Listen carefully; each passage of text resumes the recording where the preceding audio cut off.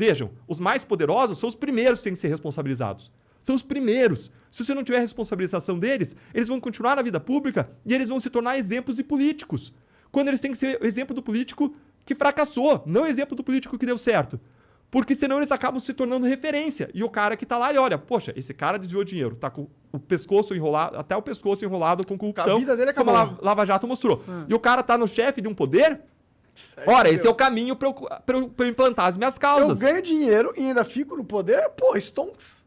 Tem uma pesquisa do Dan Ariely, uma pesquisa bem interessante. O Dan Ariely é um cara bem famoso, ele tem os livros dele são best-sellers aí, e ele faz pesquisas comportamentais. E o Dan Ariely, ele fez uma pesquisa em que ele colocava vários alunos para responderem matrizes matemáticas, 20 matrizes matemáticas, dava um tempo, 5 minutos para resolver, e pagava 50 centavos de dólar por questão resolvida para aquelas pessoas. Primeiro ele fez o experimento para ver quantas questões em média que as pessoas respondiam. Dava umas 4 questões, a pessoa ia lá, checava as questões, estavam certas, o cara ganhava o pagamento, 2 dólares, né, 4 questões em média, e ia embora. Aí depois ele fez esse experimento permitindo que existisse desonestidade. Como que ele fazia? A pessoa respondia, ia lá atrás da sala, triturava, ia pro examinador lá na frente e falei, acertei tantas. Ganhava o dinheiro e ia embora. Quanto que deu a diferença de desonestidade? Pulou de 4 para 6 em média, respondidas corretamente, as pessoas declaravam, dentre 20 questões. Tá? Aí ele começou a variar. Não foi tanto.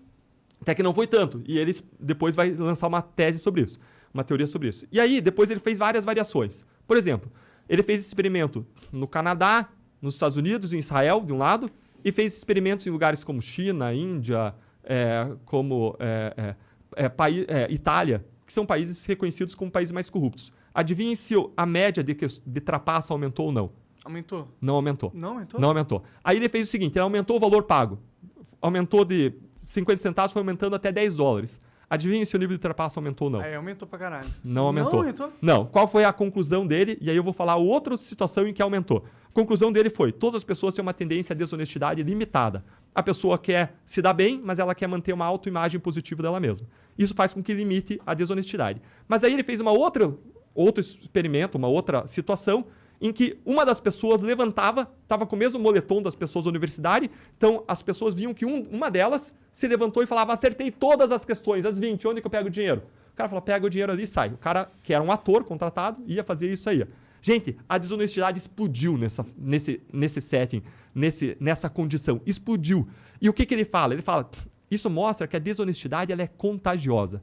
E aí você pensa Brasília. A desonestidade é contagiosa. Aí o cara vê grandes políticos corruptos como grandes líderes com poder, e o cara se contamina pelo ambiente. Lembra do experimento de Ash que a gente falou antes, do cara falando das linhas, né? Mas o cara vai com a manada, e o cara vê grandes líderes praticando corrupção, alcançando posições de poder. E o problema é que o Supremo não tira essas pessoas da posição de poder. Essas pessoas têm que ser excluídas da posição de poder. As pessoas têm que ser investigadas, processadas, têm que ser as primeiras a serem inocentadas ou condenadas e ir para a cadeia. Mas o problema é que isso não acontece. Aí você perpetua as pessoas no poder que praticam corrupção e aí você tem aquele círculo vicioso. Posições de poder geram propina, que gera mais eleição, que gera mais propina, porque o cara reinveste parte do dinheiro no seu negócio, né? Na campanha eleitoral, e você tem uma perpetuação do sistema. É um círculo vicioso que a gente tem que quebrar. E qual é a grande vantagem do momento hoje? Que talvez mude um pouco o cenário pessimista que você via antes, Monark. É que a gente sabe como funciona. A gente sabe como funciona, a gente sabe como o esquema roda. Ainda existe, né? A gente sabe quem quer quem. Exatamente, os esquemas existem. Eles não vão parar até que a gente consiga mudar a realidade, porque os incentivos e desincentivos continuam existindo. A impunidade continua existindo. As pessoas que ocupam posição de poder continuam lá, reocuparam posições de poder. E as condições do sistema político, campanhas caríssimas eleitorais, uma dificuldade de renovação, continua lá. E aí eles criam um fundo eleitoral bilionário, que é dado para quem? 64, 67% do valor do fundo eleitoral vai para quem? Vai para 7% dos candidatos que já tiveram no poder, que eram deputados e senadores no momento ou já foram antes. Isso estimula a perpetuação dos mesmos. É como você falou, cartas marcadas. E isso traz a importância da pequena doação eleitoral. Se a gente quer mudar essa realidade, e eu sempre estimulo isso há anos, eu falo, o eleitor ele tem que doar R$10, R$50 para o seu candidato. Por quê? Porque ele alavanca essas pessoas boas na política, que vão competir contra os caras que têm o fundo eleitoral à sua disposição e que investem propinas também nas campanhas. Então ele alavanca esse cara para ele poder competir. E eu garanto que se a pessoa for doar R$10 para o candidato, ela vai pensar 10 vezes mais em quem ela vai votar. Ah, com certeza. Eu tenho um otimismo aí para esse lado para adicionar, que é a internet barateou muito as campanhas. Eu acredito que os próximos políticos que vão se eleger não são os caras que gastam milhões em jornal, TV ou até ads na própria internet. São aquelas pessoas que criam um engajamento dentro dos algoritmos. O que é isso? Para você criar um algoritmo, para você criar engajamento no algoritmo, você tem que convencer as pessoas a te acompanhar frequentemente. É isso que o algoritmo quer. E quem que acompanha? Você acompanha frequentemente o político que você nem gosta? Não. Você vai acompanhar frequentemente as pessoas com quem você acredita e que falam as coisas que você acredita que é importante ouvir. Então, isso vai ser um termômetro bom, porque eu acredito que isso vai fazer com que os políticos que ganhem relevância na internet são aqueles mais conectados com a própria audiência. Super legal. E a gente precisa arejar.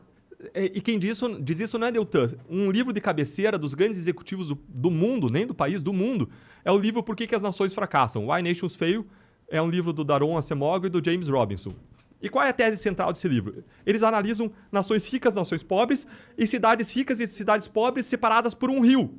Uma cidade lá no sul dos Estados Unidos e uma cidade do norte do México. Mesma cultura, pessoas com o mesmo estilo, só que uma cidade rica, outra pobre, separadas pela fronteira.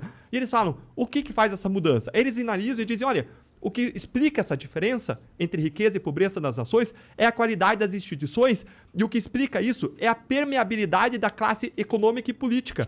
É você possibilitar uma pessoa ascender na classe econômica, ascender na classe política, porque se você não tiver isso, você forma um clube. E olha que coincidência, as empreiteiras chamavam o seu cartel de clube. Você forma um clube da classe econômica, um clube da classe política, e eles se ocupam de extrair riqueza do país, saqueando o país para o seu próprio bolso, em prejuízo de todo mundo. Quando você tem uma alta rotatividade, isso não acontece. Por isso que eu sou contra o fundo eleitoral.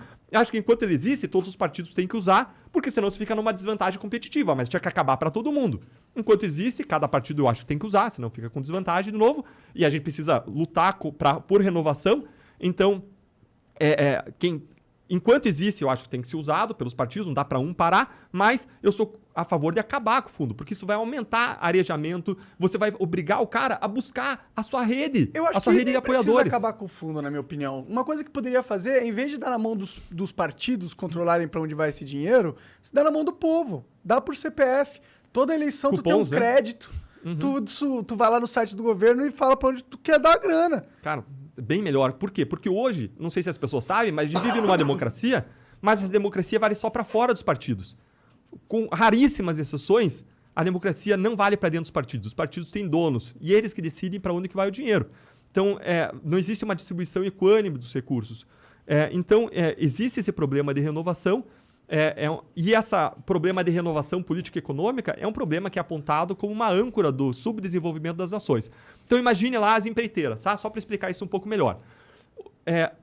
Qual empreiteira que vai prosperar, vai enriquecer e vai se desenvolver? É a mais eficiente economicamente? É a que investe em inovação tecnológica operacional? Ou é a que pagou propina para ganhar o contrato? Cara, é lógico que ganhou propina para ganhar o contrato. E aí o que vale mais a pena ter? Setor de inovação ou setor de controladoria? Ou o setor de operações estruturadas, como tinha nas empreiteiras? O setor das propinas. E aí, como é que vai ser a nossa competitividade no mercado global? Vai ser boa ou vai ser ruim? Cara, os caras sabem ganhar quando eles pagam para sair na frente dos outros corredores na competição da corrida. Mas quando eles não podem pagar lá no mercado internacional, quando ele não pode pagar, o cara vai se dar mal. Por isso que existe um índice que compara índice de corrupção dos países e competitividade das suas empresas no mercado global. E qual é a não surpresa que esse quadro mostra? Mostra que países com alto índice de corrupção têm baixa competitividade das suas empresas no mercado global. Não é surpresa. E a questão é, a gente quer que as nossas empresas prosperem ou seja uma política de campeões nacionais fraudada, né? Em que os caras só são bons porque os caras pagam propina para ganhar e ainda levando o dinheiro do nosso bolso? A resposta é óbvia para isso.